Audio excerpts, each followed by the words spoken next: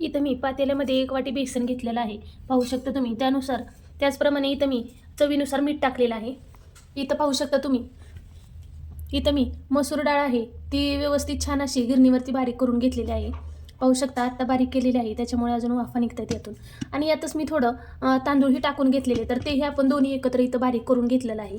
तर ते आता आपण इथं पातेल्यामध्ये तुमच्या घरात जेवढे माणसांची संख्या आहे त्याप्रमाणे तुम्ही इथं या पिठाचा वापर करू शकता. मी इथं साधारण 4 पळ्या घेणार आहे. आता हे व्यवस्थित मिक्स करून घ्यायचं आहे आणि त्यानंतर पाणी टाकून आपल्याला याचे व्यवस्थित असे बॅटर तयार करून घ्यायचं आहे. त्यानंतर आता मी इथं पाणी टाकून घेते आणि ते व्यवस्थित मिक्स करून घ्यायचं आहे. आपल्याला यामध्ये एकही गुठळी ठेवायची नाही आहे. व्यवस्थित ह्याची फाईन पेस्ट तयार करून घ्यायची आहे, मिक्स करून घ्यायचं आहे. तर आता ते मी मिक्स करून घेते. तर पाहू शकता तुम्ही इथं हे बॅटर आहे ते व्यवस्थित मी इथं मिक्स करून घेतलेलं आहे. तुम्ही इथं पाण्याऐवजी दह्याचाही इथं वापर करू शकता. पाहू शकता तुम्ही इथं साधारण छोटे छोटे 2 बटाटे मी इथं घेतलेले आहेत. तर त्याची साल काढून इथं मी मिक्सरच्या भांड्यामध्ये टाकून घेतलेले आहे आणि याची आपण आता फाईन पेस्ट तयार करून घेणार आहोत. तर चला करून घेऊया.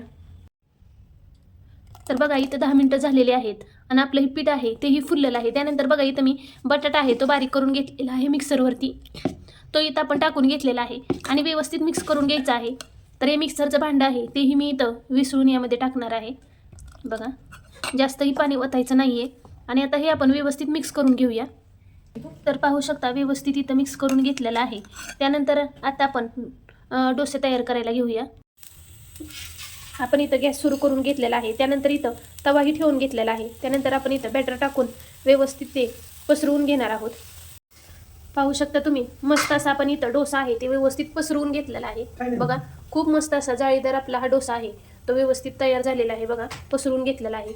तर तुम्ही इथं तूप किंवा बटरचाही वापर करू शकता. मी इथं तेल टाकून घेत आहे. बघा मस्त असं व्यवस्थित पसरून घ्यायचं आहे आणि त्यानंतर बाजूने जोपर्यंत कडा सुटल्या जात नाही आहेत तोपर्यंत हा डोसा आपण तसाच ठेवायचा आहे. मीडियम गॅसवरती आपण तो डोसा भाजून घ्यायचा आहे, जास्त करपू द्यायचा नाही आहे. पाहू शकता तुम्ही इथं मस्त असा आपला हा मसूर डोसा आहे तो खूप क्रिस्पी असा छान झालेला आहे. तर तो मी पलटीही करून घेतलेला आहे. पाहू शकता खूप छान झालेला आहे. तर अवश्य ट्राय करून पहा.